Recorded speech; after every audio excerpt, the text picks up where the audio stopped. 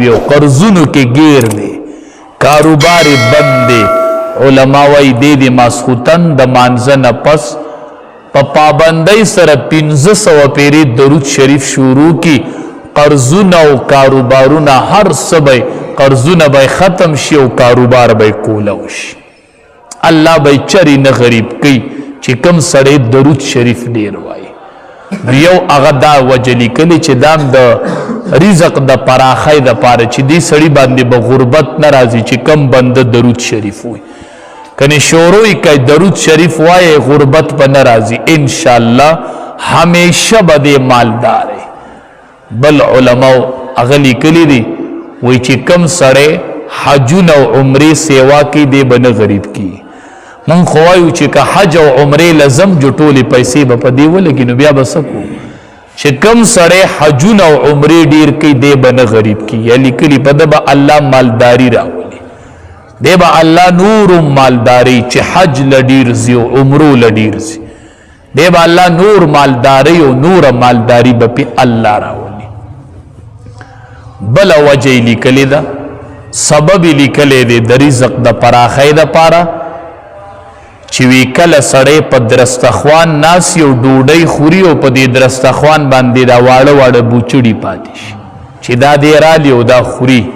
یو بده الله غریب کینا او بل بده د حافظه مضبوطی د نه بیر ناراضي نن سبا زنانو ته څومره د ییرو مسله ده ییر دی رانه ییر شورانه چې دقه د درستخوان د بوچړي رالی او خوري یو بای الله غریب کین او بل بای الله حافظه مضبوطه کی د دې سړی حافظه به مضبوطه د نه بیر ناراضي چې دغه بوچړي خوري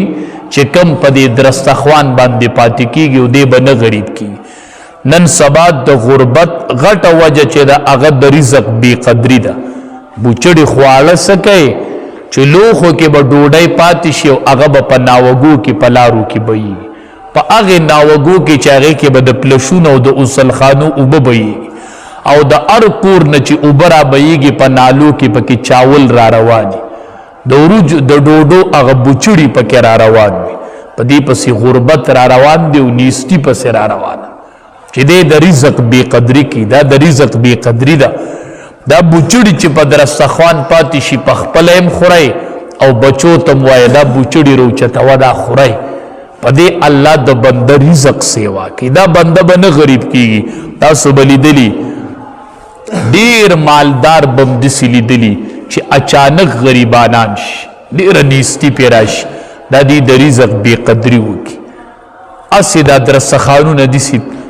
نولی په غولی کې او برنډو کې هر ځای ورکره کور کې بوچړي پراته دا د رزق بې قدري وکړي نه الله ترې نه هغه رزق والي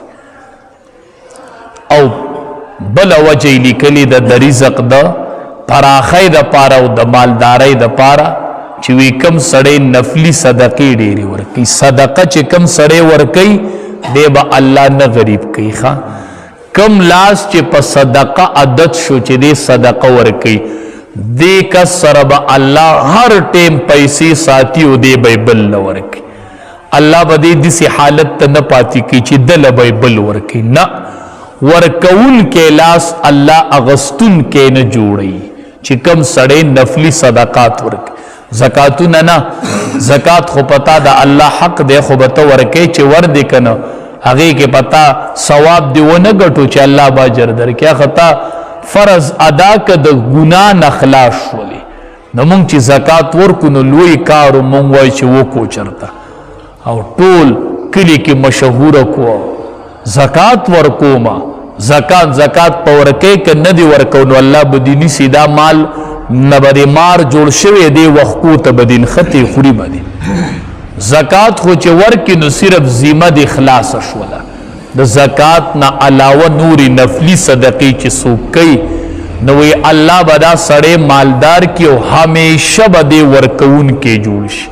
چې کم سړی سخي دی به الله نه غریب کوي ښه حدیث مبارک کې راځي دا سخاوت چې دی سخیتوب دا په جنت کې یوه ونه ده نو چې کم او دنیا ته یې څانګې راغلي دي نو کم سړی چې سخي وي نو د هغې سخاوت د ونې یوه څانګه نیولې ده چې هغه څانګې ونیوله نو هغه ونه په کوم ځای کې ده په جنت کې، نو دی به جنت ته ځي. سخي سړی الله ته نږدې دی، مخلوق ته نږدې دی او جنت ته نږدې دی، او بخیل سړی د مخلوق نه لرې دی، د الله نه لرې دی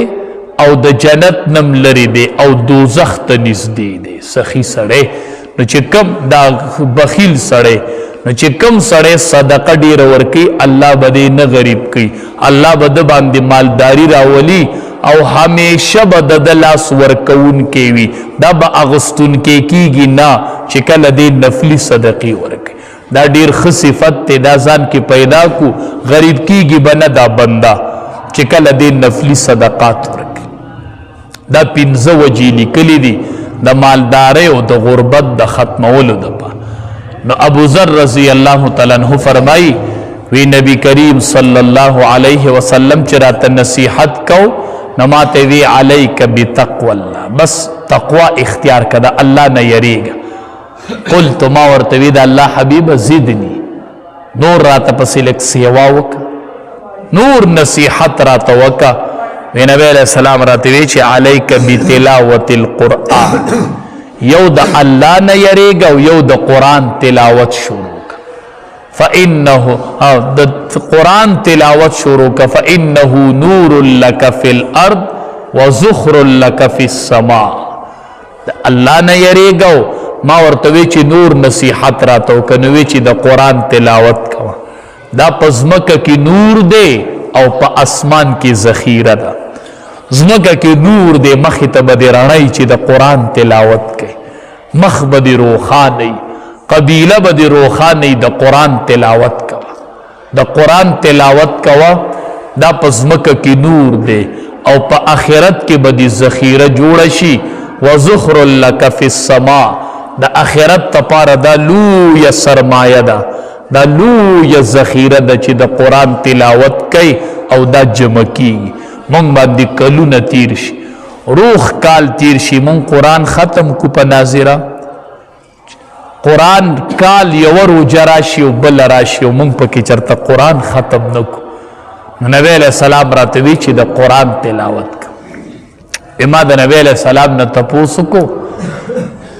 چې د الله حبیب د آسمانی کتابونه څومره نازل شوي وو. ما ته وی چې 100 صحیفې نازل شوي دي او 4 آسمانی کتابونه، د اسمان نه 100 صحیفې راغلي دي او 4 آسمانی کتابونه دي. ما ته وی چې 50 صحیفې چې وی دا په حضرت شیس علیہ السلام نازل شوي وي، 10 صحیفې چې وی دا په حضرت ادریس علیہ السلام نازل شوي وي، او 10 صحیفې په ابراهیم علیہ السلام او 10 صحیفې په موسی علیہ السلام د تورات نه مخکې. نو ټولې 100 صحیفې وي او 4 آسمانی کتابونه او 100 صحیفې دا اسمان نه را نازل شوي. ما ورته وی چې د الله حبیب د ابراهیم علیہ السلام په صحیفو کې څه لیکلي؟ الله حبیب د ابراهیم علیہ السلام په صحیفو کې څه؟ ما ته وی هغه ټول مثالونه، هغه ټول مثالونه د ابراهیم علیہ السلام صحیفې چې وی هغه مثالونه. ما ته وی چې لکه یو مثال پکې دو، د ابراهیم علیہ السلام په صحیفو کې یو خبره داوا چې اے قبضه کوونکیا مغرور بادشاہ، اے قبضه کوونکی او مغرور بادشاہ چې په ملک ته قبضه کړي او غرور د پکې ما ته دې د پاره نه وی لګلې چې ته پیسې په پیسې جمع کا، ما ته دې د پاره لګلې وی چې ما ته د مظلوم پر یاد راونه رسی. دا د ابراهیم علیہ السلام په صحیفو کې لیکو چې اے قبضه کوونکی او مغرور بادشاہ، ما ته دنیا ته دې د پاره نه وی لګلې چې ته پیسې جمع کا، ما خو ته دې د پاره لګلې وی چې ما ته د مظلوم پر یاد راونه رسی. د مشر نه الله دا تپوس کوي په ورځ د قیامت. ټیک ته چې تپوس یو دی، خدا ډیر ګران دی، دا ډیر ګران کار دی مشري کول. دین امان غواړي، امان امان. یو تپوس پته الله کوي چې تمام مسلط کړي وي، تمام مشر کړي وي، تاله مې ذمواري درکړې وه خو د دې دپاره چې ما ته د مظلوم پر یاد راونه رسي ما ته د پلانکي ځایونو نه د مظلوم آواز راغلی او ما له د هغې جواب راک عمر فاروق رضی الله تعالی عنه یو ورځ روان دی ماشومان یې په جړا ولیدل چې ماشومان یې په جړا ولیدل ورغې د هغې حال احوال معلوموي شپه ده هغه وږي دي هغه ماشومان عمر فاروق رضی الله تعالی عنه ورغې هغې له د بیت المال نه سامان راوړو یو څه بل او ناست یې ورته چې هغه سامان یې ورله پوخ کو او هغه سامان وړو او وړو لبې شروع کړې او خنده یې شروع کړه نو عمر فاروق رضی الله تعالی عنه ترې روان شو هغې پورې ورته ناست دی یوازې دا نه چې دام حق ورا مې وړو د الله نه بیا ورته ناس هم دی غلام یې وایي ما ترې تپوس وکړو چې دا ناس څه ته وي ما ته وی چې دې ته ناسومه که قیامت کې رانه الله تپوس وکړي چې ستا په رعیت کې په پلانکۍ شپه باندې ماشومانو جړلي وو ما له د هغې جواب راکه زه به ورته وایم چې الله هغې پورې ورسره ناسومه چې د څو پورې مې هغه ماشومان خندولي نه والله چې ومې خندول نو هلته زه راپاڅېدلی ومه نو هو د جړا جواب په خندا والا الله ما خو هله پرېښي و چې کله مې وخندول نو را روان شومتې نو الله به ورته وایي ما ته دې دپاره لېږلی وې چې ما ته د مظلوم فریاد راونه رسي د مظلوم خیره راته راونه رسي حدیث مبارک کې راځي نبی کریم صلی الله علیه وسلم چې به کلم د علاقې حاکم مقررو مشر به مقررو گورنر به مقررو نو چې خبرې به ورته وکړلې نو یوه خبره به ورته پکې لازمي دا کوله وي اتق دعوة المظلوم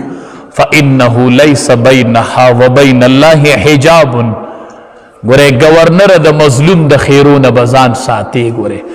د مظلوم د خیرو او د الله په منځ کې پرده نشته دی ګوره وی اگر کدا دا مظلوم نه دا کافر ولی نه کافر ولی نه اگر کدا مظلوم چې ظلم ورسره وشي کدا کافر ولی نه خود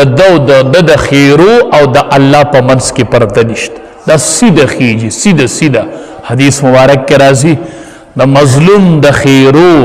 په اسمان کې استقبال کیږي استقبال دسی زردا قبلیږي چې د مظلوم دا یو او دا یو پریاد او دا یو اسویلی اسمان ته وختو الله به د دې تپوس کوي دا پریاد ما ته ولې راغلی ما ته څه دپاره مقرر کړی وی ما وی چې دا پریاد ما ته راونه رسي او ما ته په پلانکي ټیم د یو مظلوم پریاد راغلی و پلانکي ټیم و چې مظلوم چغې وخلې او د مظلوم پریاد ما ته راغلی و نو د مظلوم خیره نه رد کیږي نو نبی علیه الصلاة والسلام به ورته یو وصیت دا کو چې اتق دعوة المظلوم چې د مظلوم د خیرونه به ځان ساتي کوشش کو د لاسه چرته ظلم اونشي چا سره مظلوم یوازې دا نه دی چې ته د قوم مشر او قوم ته حق نه ورکې دام ظلم دی خو کور کې چې ته اوسې ستا د لاندې کور کې خلق دی رعیت دی په هغې باندې به هم ظلم نه کوې دام ظلم دی دا ظلم نه دی د دې نه بل نن سبا غټ ظلم شته چې کور کې به بیبي وي په نکاح به یې اغوستي په حلاله نکاح او هغه بیبي به د ده تابعداري د ده په کور کې به ناستی دله به چای روټۍ او د ده نظم انتظام به برابري او دی په کلونو باندې د هغې سره خوږه خبره نه کوي او هغې ته کنزل کوي عمر بر د هغې سره ظلم شروع کړی دا ظلم نه دی دا مظلوم نه دی دی کور کې چې دا خیرو کې اتق دعوة المظلوم د دې نه بل غټ ظلم شته دا کله شل کالی کله 10 کالی د چا سره د بیبیانو شل کلونه وشول د چا سره 10 کلونه وشول چې 10 کاله هغه ستا په کور کې ناسته ده او ته خوږه خبره نه کوې خوږه خبره ورسره نه کوې او ظلم ورسره شروع دی او معلقه دی ساتلې ده او تنګه دی په کور کې راوستې ده نو هغه چې شپه شي او ماښام شي نو یو لاس اوچت کړي ډېر خلق نن سبا چې مشکل کې نښتی دی خاوندان د هغې غټه وجه دا ده چې د هغې په خلاف ښځو لاسونه اوچت کړي دی وایي دا خو زما څه مور نه ده چې ما ته خیرې کړي چې قبولي به شي دا خو مې مور نه ده زوام مور دې نه ده خو مظلومه ده او د مظلوم د خیرو په اسمان کې استقبال کیږي استقبال الله به د دې تپوس کوي نو نبی علیه السلام چې به حاکم مقررو مشر به مقررو ورته به وي اتق دعوة المظلوم د مظلوم د خیرو نه به ځان ساتې چا سره به ظلم نه کوي چا سره به زیاتې نه کوي نو څومره خلق چې زمونږ ماتح وي که هغه بیبیانې دي که هغه نوکران دي که هغه شاګردان دي که هره کې زمونږ د حکم د لاندې وي پکار ده چې د هغې سره ښه روابط کوو ډېر کرته دا مشران نه خبر او هغې پسې شاته په رعیت کې خیري شور وي خیري کوي نو د ده سمه ورانه لګي او ده ته پته نه چې دا څه وجه ده دا کور کې مظلومانو لاسونه اوچت کړي 20 کاله چې یو بنده د ښځې سره زیاتې وکړي 20 کاله هغه په کور کې معلقه ساتلي او هغه 20 کاله لاس اوچتي د ده به مخه سمه شي دی به سم کار کوي هغه به وران لګي نو دا د الله مخلوق دی دا الله زمونږ په نیک الله د نکاح د وجې نه دا مونږ ته داسې تابعداري کړي دي او حدیث مبارک کې راځي رب العالمین وایي د خاوند نه به د ښځې متعلق حساب په قیامت کې زه پخپله علم پخپله دا حساب به الله پخپله کوي د ښځې او د خاوند متعلق نن مونږ په دې کې څومره بېغوري کوو مونږ خو وایو چې بس په نکاح مې واغسته نو دا مزدور هم ده دار سر صدا باس نه د دې به یوه خبره هم نه منظوریږي دا زما ښځه ده او زه یې خاون یم خبره ختمه ټیک ته چې ته یې خاون یې خو دا د الله یو بندم دی په دې نیت هم ګوره چې دا یو د الله بنده دی ستا به هم یوه خور د چا په کور کې واده ستا به هم یوه لور د چا په کور کې واده نو که د هغې سره داسې ظلم کېږي ته به خوشحاله نو هلته مور او پلار ټوله محله د دې د لاسه ټول کلی بګړاویږي رب العالمین دې مونږ له د عمل کولو توفیق